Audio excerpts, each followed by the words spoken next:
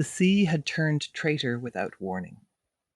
One moment the ship rode the swells with steady purpose, the next the sky split open and the world became water. Winds clawed at the rigging like living things, tearing sails to shreds and sending men scrambling across decks already slick with spray. Crusoe gripped the rail, knuckles white as thunder rolled overhead and lightning carved the darkness into jagged flashes of ruin. The vessel shuddered beneath him, timbers screaming in protest. He had felt the change in the air hours earlier, a heaviness that pressed against his chest, yet the captain pressed onward, driven by the promise of distant shores. Now the promise lay in tatters. A massive wave reared up, black as night, and struck the starboard side with the force of a battering ram. Men cried out, their voices swallowed by the roar. Crusoe was thrown against the mast, the impact knocking the breath from his lungs.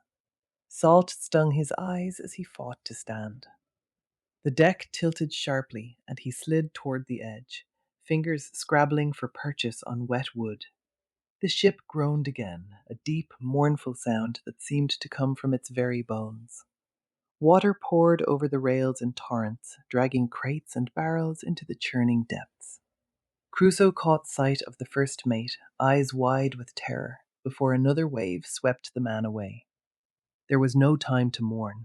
The next blow came from below, the hull cracking under pressure as if the ocean itself sought to claim them whole. Splinters flew like arrows. Crusoe staggered toward the longboat, but it was already gone, swallowed in foam. He turned instead to the mast, climbing as high as the pitching allowed. From that vantage, the horizon offered no mercy, only endless walls of water rising and falling. Lightning struck again, illuminating the deck below where survivors clung to ropes and rails. One by one they vanished. Crusoe felt the mast lean, then snap with a sound like a giant's bone breaking. He fell with it, tumbling into the sea amid a tangle of lines and shattered wood. The cold seized him at once, driving the air from his chest. He kicked upward, breaking the surface only to be driven down again by the next wave. Salt water filled his mouth and nose. His limbs burned with effort, yet the shore remained a distant smear of shadow and rock. He seized a floating plank, clutching it as the current dragged him farther from the wreck. The ship listed now, its masts dipping beneath the waves like the arms of a drowning man.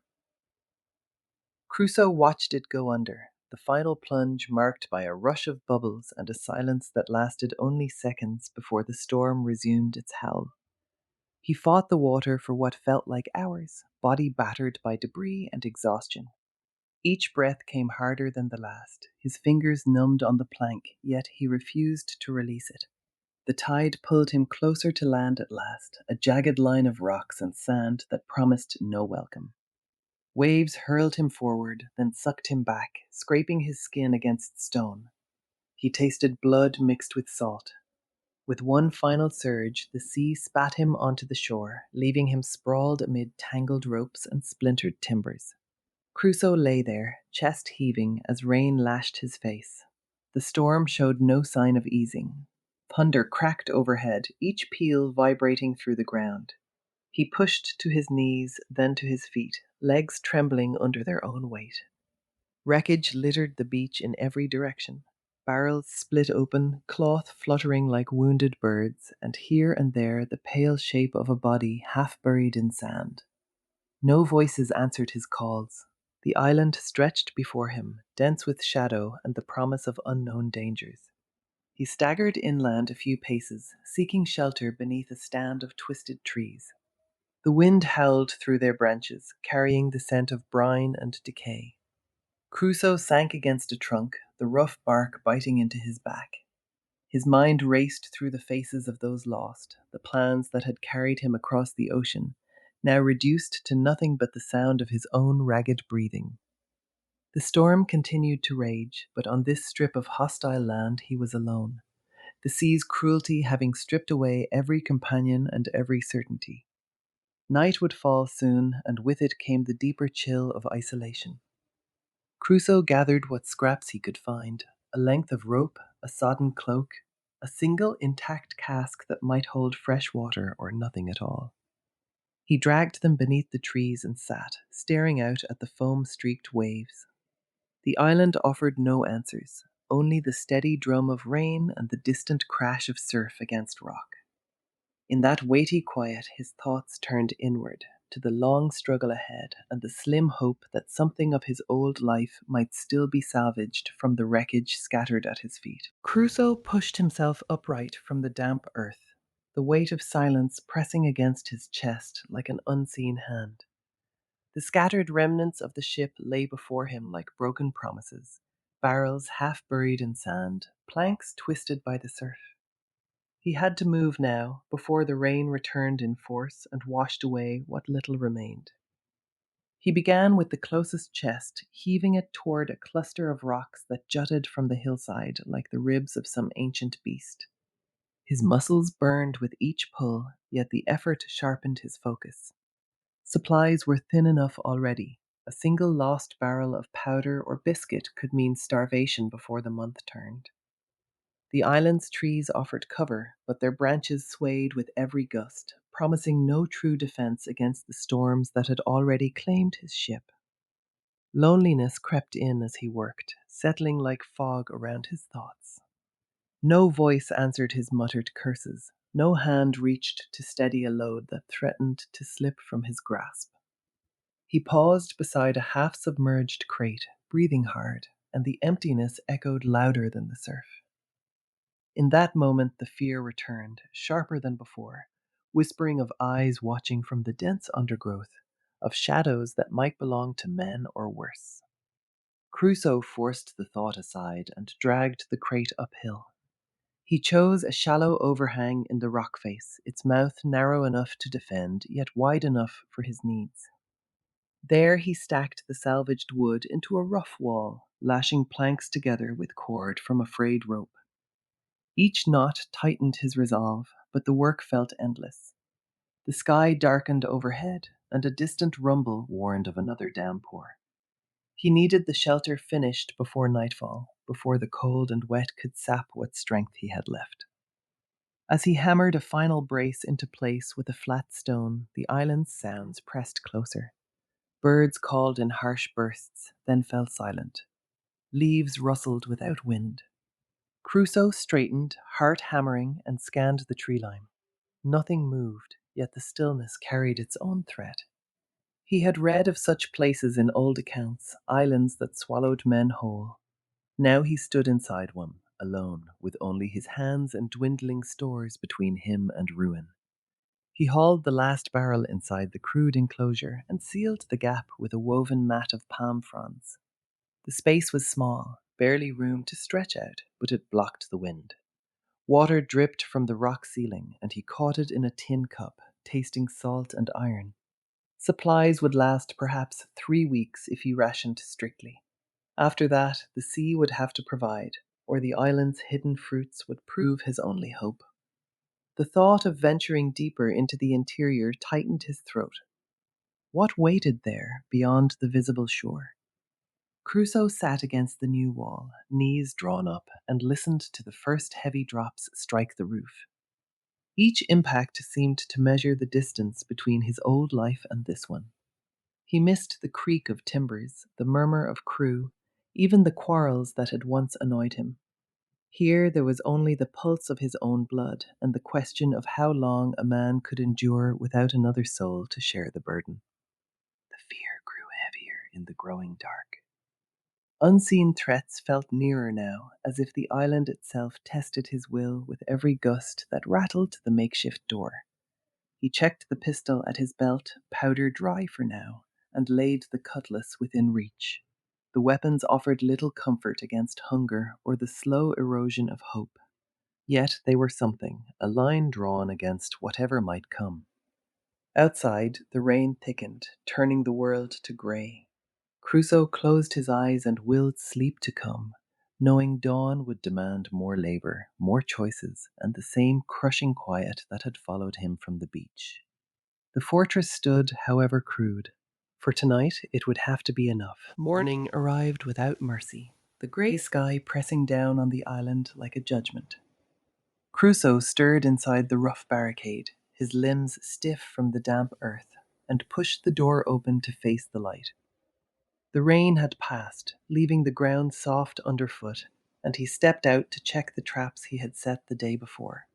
Yet something felt altered, a wrongness in the air that made each breath heavier than the last. He moved along the familiar path toward the beach, his eyes scanning for any shift in the sand or broken branches. Then he saw them. Clear impressions pressed deep into the wet shore, a line of bare feet leading from the water's edge to a smouldering fire pit. The prints were not his own, they belonged to others, multiple men, their strides wide and purposeful. Crusoe froze, the blood draining from his face as the weight of the discovery settled over him. He crouched low behind a cluster of rocks, heart hammering against his ribs. The fire pit held charred bones and scattered shells, remnants of a feast that spoke of hunger and ritual. These were no shipwrecked sailors. They were visitors who came to consume flesh, and they had walked his shore while he slept behind his walls. The fragile peace he had built shattered in an instant, replaced by a cold dread that clawed at his thoughts. He retreated into the trees, each step measured to avoid leaving traces of his own. Back at the fortress, he strengthened the barriers with additional stakes and branches, working until his hands bled. Every sound from the jungle now carried menace, every rustle a possible approach. He could not risk another outing without erasing all signs of his presence. The island had become a stage where one misstep meant death. Days blurred into a tense vigil. Crusoe stayed hidden during daylight, venturing out only under cover of darkness to gather what he needed. He scattered leaves over his footprints and avoided the open beach entirely. The dread grew with each passing hour, a slow poison that turned every shadow into an enemy and every silence into a threat. He imagined their return, the canoes sliding onto the sand, the fires lit again for darker purposes. One evening he climbed to a high vantage point and watched the horizon. A thin plume of smoke rose in the distance, too far for comfort, yet close enough to confirm they lingered nearby. His mind raced through possibilities of escape or confrontation, each one more desperate than the last. The fortress no longer felt like shelter, but a trap, and the island itself had turned hostile. He descended carefully, resolved to deepen his concealment. More traps went up along the approaches, disguised with foliage. Supplies were moved deeper into the cave behind his walls. Still the dread persisted, pressing on his chest like an unseen hand.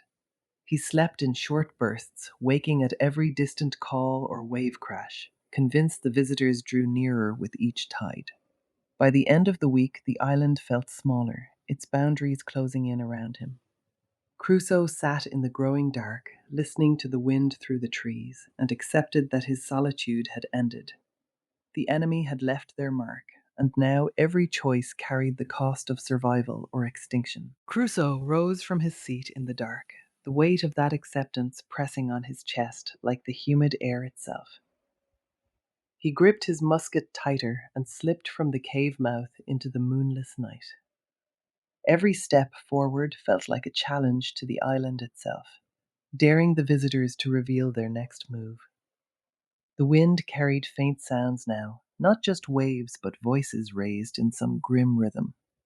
He moved through the undergrowth with care, heart hammering against his ribs. By dawn he had reached the ridge overlooking the beach where the fires burned low. There the savages gathered in a circle, their captive bound and kneeling at the center, head bowed in silent defiance. Crusoe counted them quickly, too many for a direct fight, yet one life hung in the balance. He steadied his breath and raised the weapon, the barrel cold against his palm. The first shot cracked the air like thunder. One man dropped. Chaos erupted below as the others scattered for cover, dragging their weapons. The captive seized the moment, wrenching free and sprinting toward the trees. Crusoe fired again, driving the pursuers back. He descended in a rush, meeting the stranger at the edge of the clearing. The man's eyes widened at the sight of the gun, but he did not flee. Instead, he pressed a hand to his chest and spoke words Crusoe could not understand, the syllables sharp with urgency. They ran together, the sound of pursuit fading behind them. Hours later, they reached the safety of the fortifications, both breathing hard. Crusoe offered water and a share of dried meat. The man accepted with a nod, his gaze never leaving the musket. Trust formed slowly in those first silences, tested by every gesture and glance. Night fell once more and brought fresh peril. Distant drums echoed across the water, reminding them that the visitors had not abandoned their claim. Crusoe showed the man how to load the spare pistol, demonstrating each motion twice. The stranger mirrored the actions with steady hands, though a flicker of doubt crossed his face when their eyes met. That doubt lingered like smoke, thick and unspoken. Together they strengthened the barricades, hauling timber until their muscles burned. Crusoe sensed the alliance shifting with each shared task, hope kindling where fear had ruled alone. Yet the island remained a cage, its boundaries tighter than ever. The rescued man slept lightly at the entrance, one hand always near the weapon. Crusoe watched the horizon from his post, the weight of survival pressing harder with every passing hour. Dawn brought no relief, only the sight of distant canoes circling like predators. The two men exchanged a single look, heavy with the knowledge that their uneasy bond would face its true test soon. The first rays of dawn revealed the canoes drawing nearer still, their dark shapes cutting across the water like blades. Crusoe felt the weight of his musket settle against his shoulder as the rescued man stood beside him, silent and ready. They had no time for further words. The bond between them, forged in rescue and fear, now demanded action on the bloodied shore ahead. The cannibals beached their vessels with swift efficiency, a dozen or more spilling onto the sand. Their shouts carried across the distance, raw and hungry. Crusoe signaled for cover behind the low rocks that lined the approach to their cave. The rescued man nodded once, eyes fixed on the advancing figures. Tension coiled in the air, thick as the morning mist. A volley of arrows hissed overhead. Crusoe fired his first shot, the crack splitting the silence and dropping one attacker mid-stride. The others scattered for a moment, then surged forward again with renewed fury. The companion's spear flashed in reply, driving back two who drew too close. Every movement carried the risk of ending their fragile stand. The fight spilled onto the open sand, feet churning the wet ground into crimson streaks. Crusoe reloaded with shaking hands, the powder gritty under his fingers. A warrior lunged at the rescued man, club raised high. The blow glanced off a raised arm, but the impact staggered him. Crusoe's second shot rang out, buying a precious second of space. Survival hinged on these narrow margins, each one heavier than the last. The cannibals pressed harder, their numbers thinning yet their resolve unbroken. One reached the rescued man from behind, knife glinting. Crusoe charged without thought, musket butt cracking against bone. The companion recovered, thrusting his weapon forward in a desperate arc that felled another. Blood soaked the shore, turning each step treacherous. Emotional stakes sharpened with every breath, the life they guarded now intertwined beyond simple alliance. Silence fell in ragged intervals between clashes. Crusoe's lungs burned as he scanned for the next threat. The rescued man stood back to back with him, both men marked by the struggle, yet unyielding. Another canoe approached from the water, reinforcements paddling hard. Hope flickered low, but neither man yielded ground. The final rush came in a wave of bodies. Crusoe emptied his remaining powder in controlled bursts, each shot finding its mark amid the chaos. The companion fought with raw precision, turning the attackers' own weapons against them. One by one, the cannibals fell or fled, their cries fading into the surf. The shore lay strewn with the cost of their defense. When the last figure vanished into the trees, the two men remained standing amid the wreckage. Crusoe lowered his musket, the metal warm against his palm. The rescued man wiped his brow, gaze sweeping the horizon for any lingering sign of return. Their uneasy bond had held through the ordeal, forged now in something deeper than necessity alone. The echoes of the final shots hung heavy over the shore, where bodies lay tangled among splintered wood and spent powder. Crusoe stood rooted, musket still warm in his grip, while the rescued man beside him scanned the tree line for movement that never came. The bond between them had deepened in that fight, yet neither spoke of it now. The island itself seemed to hold its breath, as if waiting to see what they would do next. Minutes stretched into an hour. They dragged the worst of the wreckage aside, their hands raw and bloodied. Crusoe's thoughts drifted to the years that had carved him into this man, the storms that nearly broke him, the solitude that taught him to speak with his own soul. Freedom beckoned from beyond the horizon, but the island had become more than a prison. It had shaped his will, his patience, his unyielding strength. A distant sail broke the line of the sea. At first Crusoe thought it a trick of the light, another cruel illusion after so many false hopes. He pointed, and the other man stiffened. The vessel grew larger, its hull cutting through the waves with purpose. Rescue had arrived, yet the sight twisted something deep inside Crusoe's chest.